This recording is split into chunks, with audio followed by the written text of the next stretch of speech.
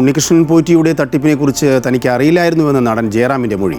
ഉണ്ണികൃഷ്ണൻ പോറ്റിയുമായി നല്ല ബന്ധത്തിലായിരുന്നു. ശബരിമലയിൽ നിന്നാണ് ബന്ധം തുടങ്ങിയതെന്നും പോറ്റിയുമായി സാമ്പത്തിക ഇടപാടുകൾ ഇല്ല എന്നും ശബരിമലയിലെ വിശ്വാസി എന്ന നിലയ്ക്കാണ് ചടങ്ങുകളിൽ പങ്കെടുത്തതെന്നും മൊഴിയിൽ പറയുന്നു. ഇന്നലെയാണ് ശബരിമല സ്വർണ്ണക്കൊള്ള കേസിൽ ജയറാം ഇഡിക്ക് മുമ്പിൽ ചോദ്യം ചെയ്യലിനായി ഹാജരായത്. മൊഴി പരിശോധിച്ച ശേഷം ആവശ്യമെങ്കിൽ വീണ്ടും വിളിപ്പിച്ചേക്കും. പ്രശാന്ത് കൂടുതൽ വിശദാംശങ്ങളുമായി ചേരുന്നുണ്ട്. പ്രശാന്ത്, സൗഹൃദമല്ല വിഷയം, സാമ്പത്തിക ഇടപാടുകളാണ് ഇ ഡി അന്വേഷിക്കുന്നത്. ഇതുവരെ എടുത്ത മൊഴിയിൽ അന്വേഷണ സംഘം സംതൃപ്തരാണോ?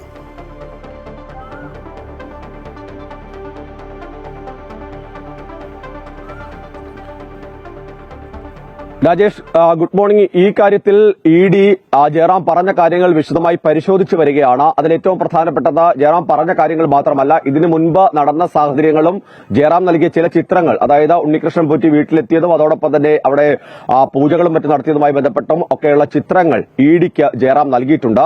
അതടക്കമുള്ള കാര്യങ്ങൾ പരിശോധിക്കും. അതോടൊപ്പം തന്നെ എസ് ഐ ടി നടത്തിയ അന്വേഷണത്തിന്റെ ഭാഗമായുള്ള റിപ്പോർട്ടുകൾ കൂടി ഇ ഡിയുടെ കൈവശമുണ്ട്. ഇതെല്ലാം തന്നെ വിശദമായി പരിശോധിച്ച ശേഷം മാത്രമായിരിക്കും ഇനി വിളിച്ചു വരുത്തണമോ തുടങ്ങിയ കാര്യങ്ങളെല്ലാം തന്നെ ഒരു നിർണായക തീരുമാനത്തിലേക്ക് ഇ ഡി എത്തുകയുള്ളൂ. നിലവിൽ ഇതുമായി ബന്ധപ്പെട്ട്, അതായത് ഉണ്ണികൃഷ്ണൻ പോറ്റിയുമായി യാതൊരു തരത്തിലുള്ള സാമ്പത്തിക ഇടപാടുകളും ഉണ്ടായിട്ടില്ല, അത് ഉണ്ടായിരുന്നില്ല, അത്തരമൊരു നീക്കം പോലും ഉണ്ടായിരുന്നില്ല എന്ന് തന്നെയാണ് ജയറാം മൊഴി നൽകിയിട്ടുള്ളത്. ശബരിമലയിൽ വെച്ചാണ് ഉണ്ണികൃഷ്ണൻ പോറ്റിയെ പരിചയപ്പെടുന്നത്. അവിടെ തുടങ്ങിയ ബന്ധമാണ്, വർഷങ്ങളായുള്ള പരിചയമുണ്ട്.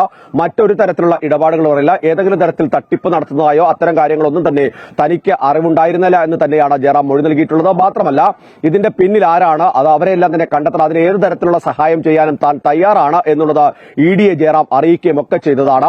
അതോടൊപ്പം തന്നെ പ്രധാനപ്പെട്ട കാര്യം എന്ന് പറയുന്നത്, ഇപ്പോൾ ഈ വിഷയവുമായി ബന്ധം, അതായത് ഉണ്ണികൃഷ്ണൻ പോറ്റിയുമായുള്ള ഇടപാടുകളെല്ലാം തന്നെ വിശ്വാസി എന്ന നിലയിൽ മാത്രമാണെന്ന് ജയറാം അറിയിക്കുകയും ഒക്കെ ചെയ്തിട്ടുണ്ട്. ഏതായാലും ഈ മൊഴികളെല്ലാം തന്നെ വിശദമായി ഇ ഡി പരിശോധിക്കും. തുടർ നടപടികൾ വേണമോ എന്ന കാര്യത്തിൽ തന്നെ, അതായത് ജയറാമിന്റെ കാര്യത്തിലുള്ള തുടർ നടപടികൾ വേണമോ എന്നുള്ളത് പിന്നീടായിരിക്കും തീരുമാനിക്കുക. അതേസമയം തന്നെ ഉണ്ണികൃഷ്ണൻ പോറ്റി അടക്കമുള്ള ആളുകളെ വൈകാതെ വിളിച്ചു വരുത്തും. കാരണം എസ് ഐ ടിക്ക് മുന്നിൽ ഉണ്ണികൃഷ്ണൻ പോറ്റി ഹാജരാകാനുണ്ട്. ആ ദിവസങ്ങൾ നോക്കി മറ്റു ദിവസങ്ങളിൽ ഉണ്ണികൃഷ്ണൻ പോറ്റിയെ വിളിച്ചു വരുത്താനുള്ള നീക്കമാണ് ഇ ഡി ആരംഭിച്ചിട്ടുള്ളത്. ഒപ്പം തന്നെ നേരത്തെ 12 പേർക്കാണ് ഇ ഡി നോട്ടീസ് നൽകിയത്.